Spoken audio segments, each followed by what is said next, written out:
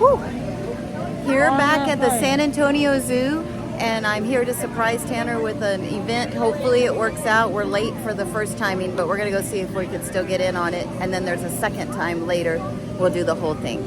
Let's see if he likes it today. Dinosaurs. Let's go see if we can find him.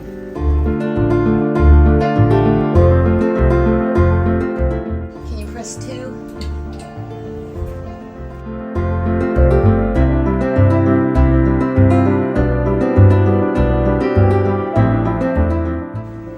Is this fun? We're going to a different place.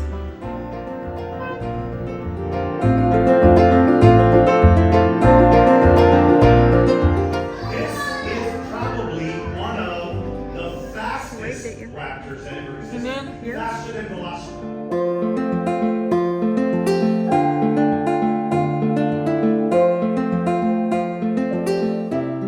Is Dinosaurs.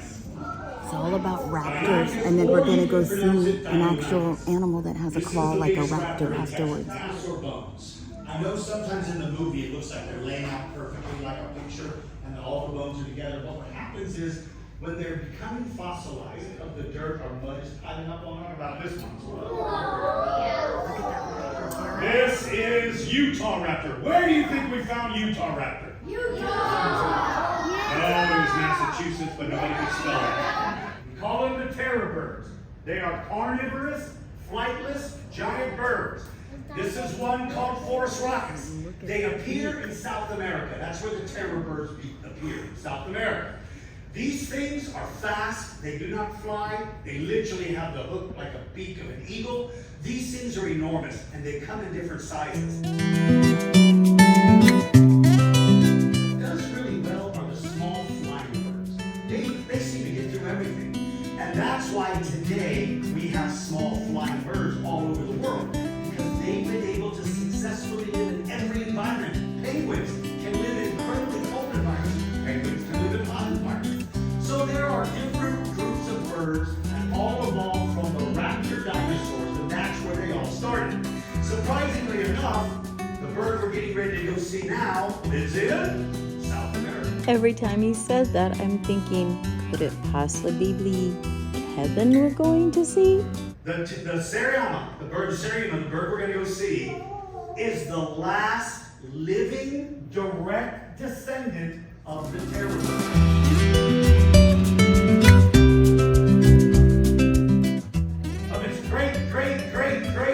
Grandparents, it's got a raptor foot. It's got everything. It can fly if it wants, but it mostly lives on land. It's got a raptor claw on its foot. It's a cousin of the terror birds. It is a mix-up, a mash-up of some of the most amazing animals that ever lived. So when you see that bird, most people never pay attention because it isn't brightly colored. It's not flashy, and we often look at that. But I promise you, when we go down there and learn about this bird and you get a good look at its foot, you'll never forget the Seriama. It's incredible. Yes? Yes. Is the big bird named the terror bird? Yes, good boy. That's the nickname. They call it a terror bird. And how tall are they? Well, the biggest terror bird was about as tall as this lower part of the ceiling, the little bars going across, about that tall. That's how big the big ones were. They were super big. They were dangerous. Thank you. What? Thank you.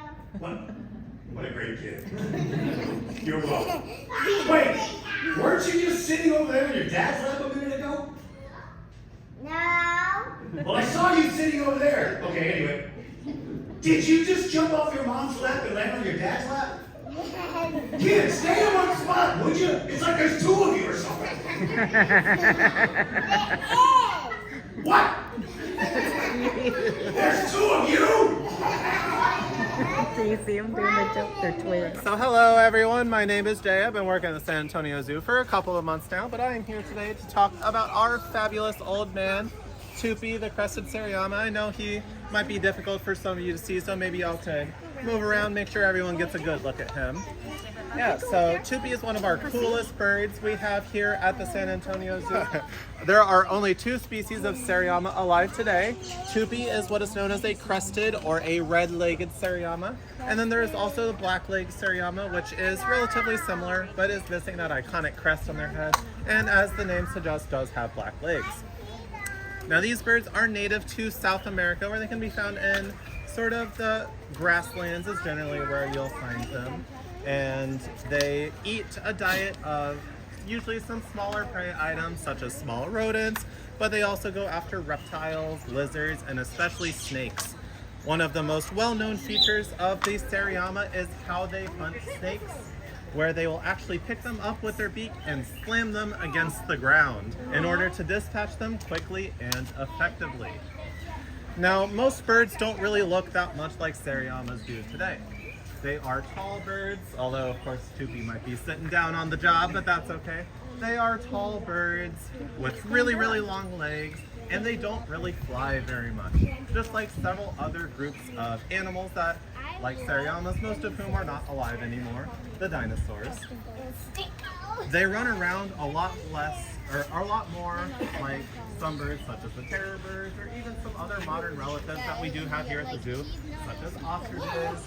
And they really don't fly very much. They are capable of flight, but I have never in my entire time working here seen Tupi even attempt to fly. Tupi is actually, we believe, the oldest Seriama to ever live in recorded history. Now it's difficult to find specific numbers on that. There's not a lot of really great longevity records for birds, but Tupi here is 45 years old.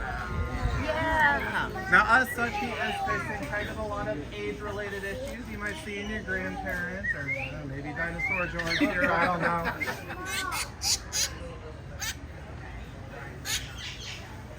Hi, Mama. You want the... Hi, babe. Hi. What was his name? Toomey? Hi, Toomey. Look at him the way he walks. Hi. Oh my goodness, you're so adorable. Hi, Toomey. How are you? You're such a sweet raptor bird. Yes. Look at you. Oh yeah, oh yeah. Oh, don't fall over. Please don't fall over.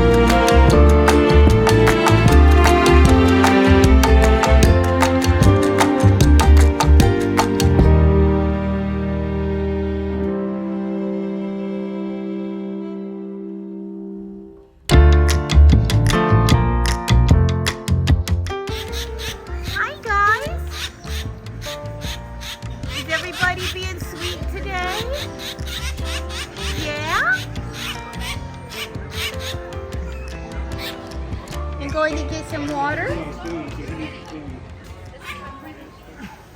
Number one thing you need to know about dealing with any type of bird of prey is always avoid the feet, because they have really strong feet. So these guys have about a 500 psi grip strength, so once they grab them with their feet, they're not going to let go until they want to. The beak is sharp and it'll do damage, but the beak isn't going to be as bad as the feet when you have.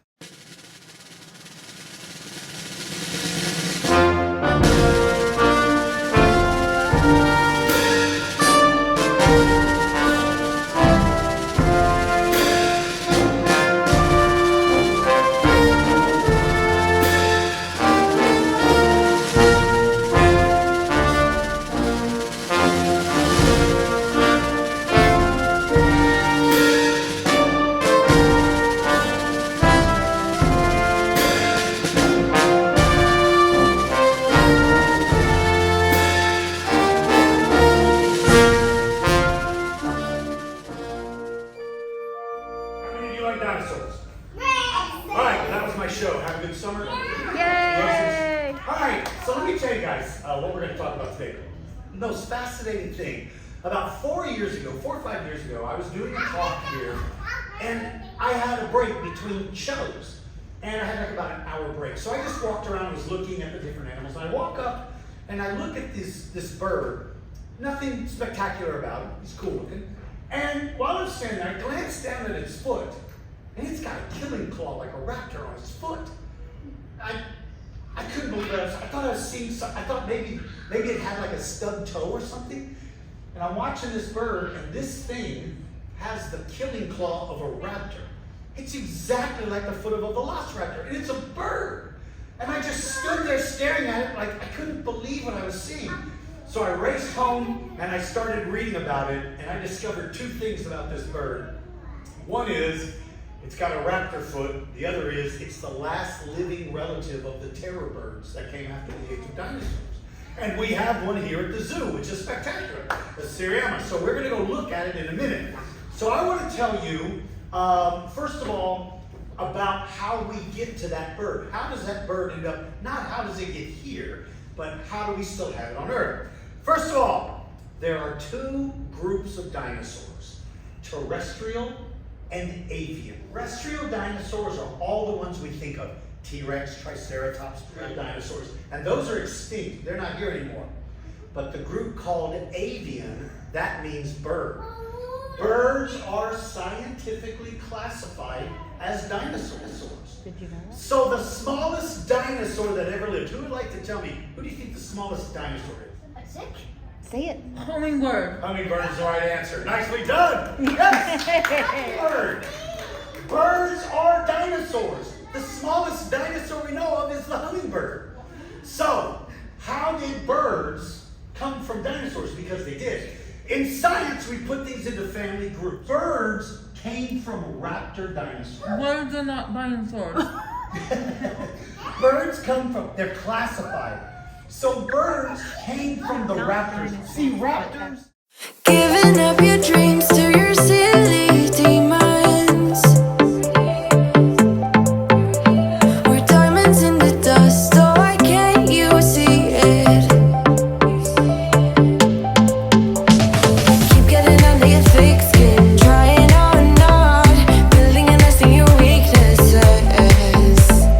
Swimming around in your bloodstream, can't make it stop. Oh, I just need to tell you that. Oh,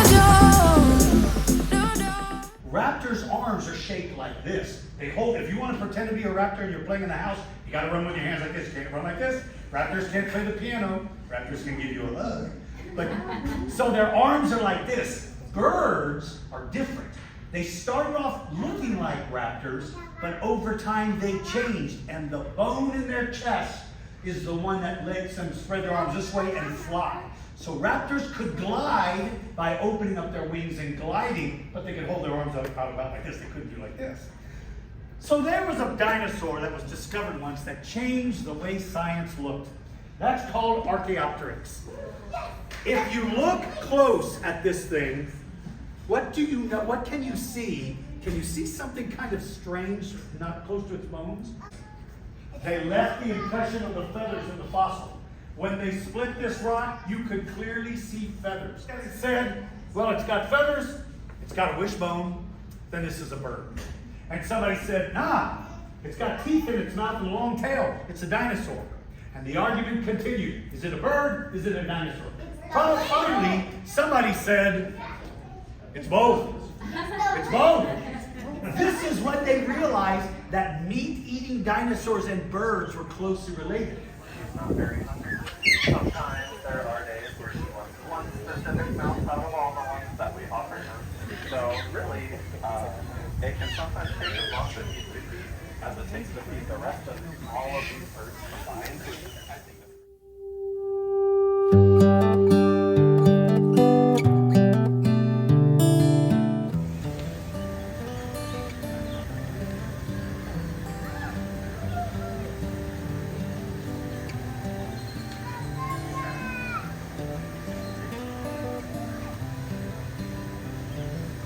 This is as good a day as any to start the rebuilding of life.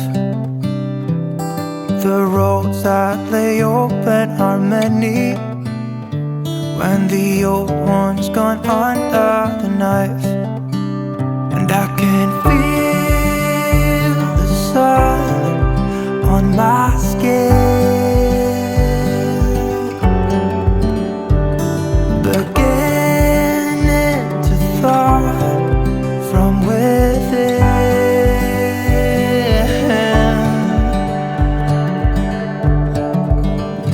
Today and not tomorrow, there's no time to borrow. Today is a good day to live.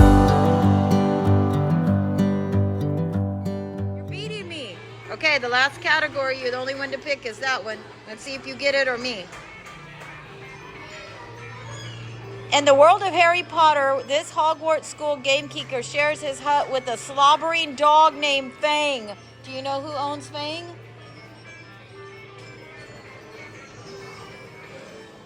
Hagrid. Yes! You got it!